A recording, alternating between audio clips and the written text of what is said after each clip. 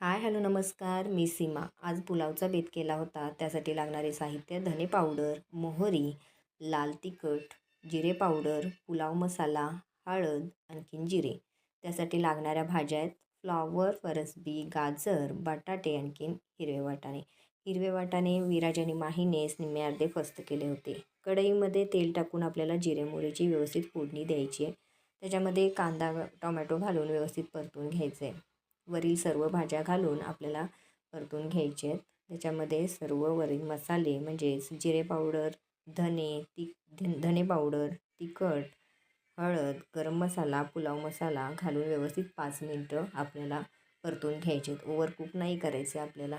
त्याच्यामध्ये वरील 15 मिनटं भिजवून ठेवलेले तांदूळ आपल्याला ॲड करायचे आहेत आणि गरजेपुरते पाणी आणि चवीपुरते मीठ आपल्याला घालून 2 शिट्ट्या करून घ्यायचे आहेत. असा मोकळा पुलाव खायला कोणाला नाही आवडणार? चला तर मग बाय.